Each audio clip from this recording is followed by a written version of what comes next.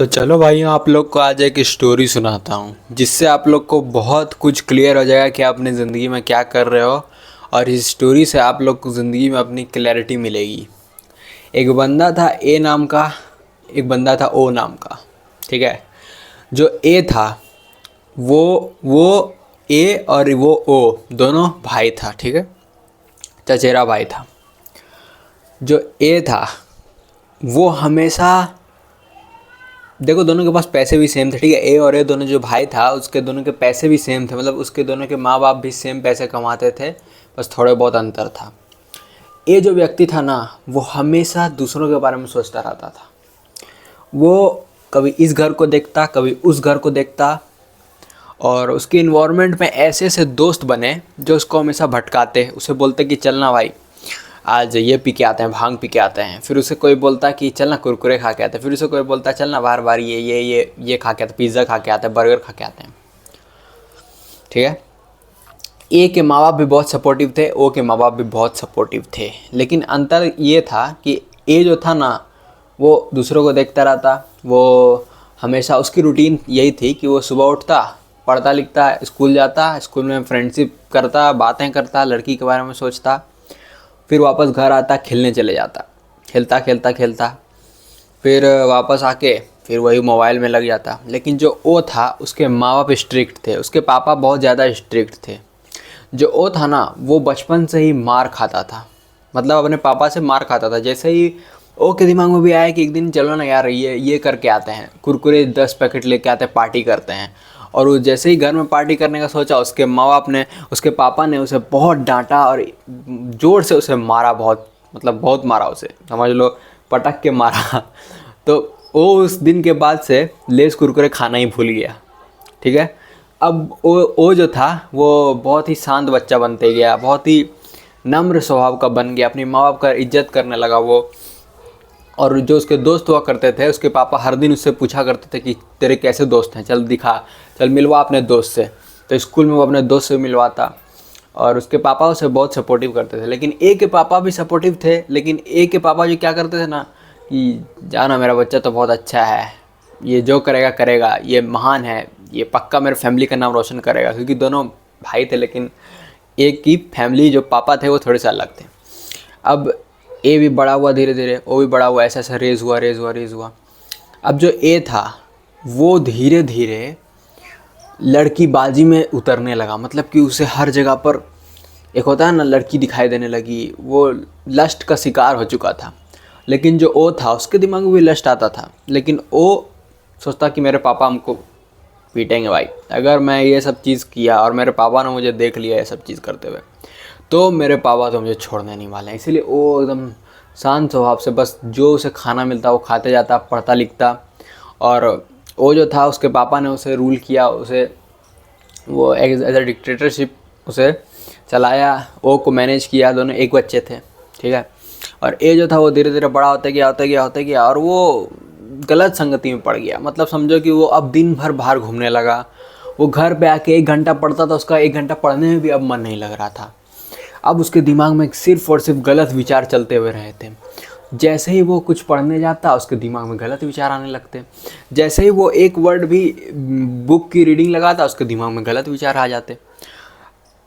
अब जो ओ था वो 25 साल का हो चुका था, दोनों 25 साल के हो चुके थे। ओ 25 साल की उम्र में उसकी बॉडी इतनी अच्छी हो गई कि ये सोचने लगा कि ये मेरा भाई मुझसे इतना ज़्यादा आगे कैसे बढ़ गया अचानक से। मतलब अचानक से नहीं, वो उसे देख तो रहा ही था, लेकिन यार ये तो मुझसे बहुत आगे निकल गया। होता है ना कि 25 साल में अब तो ये मेरे से एकदम मतलब अनदर लेवल उस पर पहुंच गया ये तो। अब जो वो था वो बहुत ही मतलब तगड़ा उसके बॉडी बन गया था, उसका हाइट वाइट सब बढ़ गया था, और वो बहुत अच्छी तरीके से कम्युनिकेशन में बात करने लगा था। उसकी वॉकिंग स्टाइल अच्छी हो गई थी।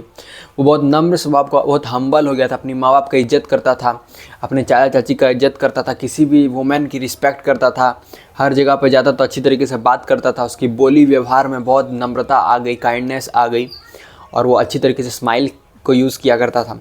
और जो ए था उसे बोलना ही नहीं आ रहा है, वो जैसे ही बात करने जाता मतलब बात तो कर लेता है, ऐसा नहीं कि ख़राब बात, लेकिन उसके दिमाग में कुछ ना कुछ ऐसे थॉट्स आ जाते हैं हर बार जो उसे बात ही नहीं करने देते। मतलब ठीक तरीके से वो कम्युनिकेट नहीं कर पाता, कुछ भी बोलता तो लोग सामने वालों को लगता है कि ये तो बहुत नीडी ग्रीडी पर्सन है, इसे पैसे चाहिए होते हैं हर वक्त। क्या होता है ना, वो दिमाग में बनता है कि ये तो बेरोजगार है तो लोग ए को बेरोजगार बोलना शुरू कर दिए 25 साल के बाद। लेकिन जो ओ था उसका भाई, अब वो बेरोजगार नहीं रहा, अब वो एक नौकरी पकड़ चुका था, क्योंकि वो पढ़ने में पहले से ध्यान दिया। एक उसकी नौकरी हो गई थी शहर में, तो वहाँ पर वो काम करने लगा था, 20,000 उसे वो कमाने लगा था, और उसे कोई भी बोलते भी नहीं था, उसकी बॉडी भी अच्छी हो गई थी, और वो बहुत ही अच्छी ज़िंदगी जीने लगा। और ए बर्बादी की ओर अभी तक बढ़ते जा रहा है, क्योंकि अब इसका 25 साल हो गया। अब आगे देखते हैं क्या होता है ए का। That's the story boy, my boy. अब यहाँ पर तुम सोचोगे कि मैं तुम्हें इतनी लंबी स्टोरी क्यों सुना रहा हूँ, क्योंकि भाई मैं तुम्हें बता रहा हूँ कि ऐसे ही तुम्हारी ज़िंदगी बर्बाद होती है। जब तुम्हारे माँ बाप तुम्हें सपोर्ट करते हैं, लेकिन तुम उनका सपोर्ट का गलत फ़ायदा उठाते हो और गलत संगति में जाते हो, गलत व्यक्तियों के साथ बात करते हो, गलत दृश्य देखा करते हो, गलत तरीके से बातें किया करते हो, गलत गलत रोज़ एक्टिविटीज़ किया करते हो। जैसे ए किया करता था, सुबह आता 1 घंटा पढ़ता, फिर मोबाइल चलाने लगता, फिर क्रिकेट खेलता, फिर दिन भर घूमते फिरते रहता और बस रात को आके बस वही करता। लेकिन ओ के माँ बाप उसे मार रहे थे, भले उसकी माँ उसको बहुत सपोर्ट करती थी। ओ की माँ, ए की माँ भी उसे सपोर्ट करती थी, खाना पीना देती थी, लेकिन ओ की माँ सपोर्ट करने के बावजूद उसे और भी ज़्यादा शिक्षा दिया करती थी ओ की माँ, क्योंकि उसके पापा मारा करते थे। तो वो अपनी माँ के साथ बैठ के बहुत सारी बातें किया करता था, और ए कुछ अपनी माँ से बात ही नहीं कर पाता था, क्योंकि दिन भर तो खेलने में बिजी रहता था। तो ओ सक्सेसफुल बनते गया ज़्यादा, और ए वहीं का वहीं रह गया। और ए सोचने लगा कि भाई अब इसकी दूसरों को देखने की आदत हो गई, इस पॉइंट पे भी ये दूसरों को ही देख रहा है कि यार वो कैसे सक्सेसफुल हो गया। वो जो था उसे कोई किसी से कोई मतलब नहीं था, वो तो अपना ज़िंदगी में तरक्की कर रहा था, तो वो अपना जॉब जा रहा है, आराम से कर रहा है। अब उसकी नेक्स्ट प्लानिंग है कि वो बिजनेस करेगा और नए नए कॉन्टैक्ट्स बनाएगा, अमेरिका में जाएगा। ओ की बहुत सारे ड्रीम्स हैं। तो इस तरीके से तुम्हारी ज़िंदगी में बहुत बड़ा इफेक्ट पड़ता है। इस कहानी को सुनाने का तुम्हारा मोटिव ये है कि भाई तुम्हारी सराउंडिंग, तुम्हारे फादर, तुम्हारे मदर, तुम्हारे फादर की डांट, तुम्हारे फादर की मार बहुत ज़रूरी होती है ज़िंदगी में। अगर तुम्हें किसी ने नहीं मारा है ना, तो समझ लो तुम भाई नहीं तरक्की कर पाओगे। मतलब तुम खुद से खुद को डिसिप्लिन में कैसे रख सकते हो। तुम्हारी माँ का सपोर्ट बहुत ज़रूरी है, जैसे कि तुम्हारी माँ का इज्जत, तुम्हारी माँ का इज्जत करना, सोसाइटी को इज्जत करना, लोगों से अच्छी तरीके से बात करना, एक गुड ह्यूमन बीइंग बनना, इसमें भी तुम्हारे फादर का रोल होता है, और इसी में तुम्हारा सक्सेस छिपा होता है। अब मैं प्रिडिक्शन करता हूँ भाई, 5 साल बाद ना उस पर भगवान भी कृपा करेगा और वो और तरक्की करते जाएगा, क्योंकि एक अच्छा ह्यूमन बीइंग बन चुका है। उसके माँ बाप के डर से ही सही, लेकिन वो एक अच्छा ह्यूमन बीइंग बना।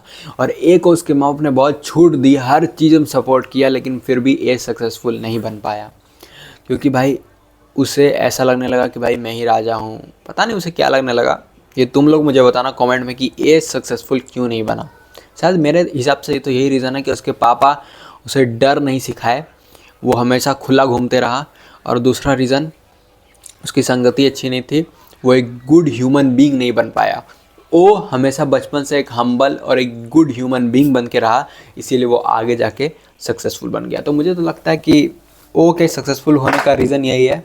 पहला, उसके पापा बहुत स्ट्रिक्ट थे, जिसकी वजह से वो बहुत ही अच्छी तरीके से अपने आप को बढ़ा पाया, पापा के डर से ही सही, लेकिन अपने आप को इम्प्रूव कर पाया, और आगे जाके उसके पापा भी उसे सपोर्ट करने लगे। और उसकी माँ से वो बहुत इज्जत से बात किया करता था। अपनी माँ से इज्जत से बात नहीं किया करता था, हमेशा अपनी माँ को बोला करता था खाना दो खाना दो खाना दो। और वो जो था अपनी माँ से बहुत इज्जत से बात किया करता था, हर लोग से हम्बल होकर बात किया करता था। वो एक दिल का साफ व्यक्ति था, इसलिए भगवान भी उस पर आगे जाकर कृपा करते, और वो आगे बढ़ते जाएगा बढ़ते जाएगा बढ़ते जाएगा। और वहीं दूसरों को देखने में, दूसरों की बुराई करने में, दूसरे लड़की पर फोकस करने में, दूसरे के घर बार में फोकस करने में बिजी रह गया, और अपने ज़िंदगी में और बर्बाद होते जाएगा होते जाएगा होते जाएगा। तो आप लोग भी खुद को इम्प्रूव करो यार, दिल का अच्छा बनो, कुछ भी कर लो, लेकिन अपनी नीयत अच्छे रखना। नीयत में बहुत बड़ी चीज़ होती है, नीयत ही भगवान देखा करते हैं, भाव ही भगवान देखा करते हैं। भगवान तुम्हारी नीयत देखा करते हैं।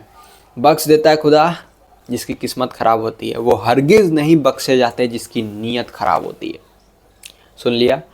इस कोट को फिर से सुन लो, बख्श देता है खुदा जिसकी किस्मत ख़राब होती है, जिसकी किस्मत ख़राब होती है उसे खुदा छोड़ भी दे, लेकिन वो हरगिज़ नहीं बख्शे जाते जिसकी नीयत ख़राब होती है। लेकिन जिसकी नीयत, भाव, सोच ख़राब है, जो अंदर से दूसरों को देखने में परेशान है, जो हम्बल तरीके से बात नहीं कर रहा, जो ख़राब व्यक्ति है, जान ही रहे हो तुम, एविल, जो नेगेटिव व्यक्ति है, पॉजिटिव नहीं है, उसके ज़िंदगी में उसकी किस्मत भी उसकी सपोर्ट नहीं करती है, खुदा भी सपोर्ट नहीं करता उसे। तो मिलते हैं नेक्स्ट वीडियो पे, टिल देन कीप गोइंग।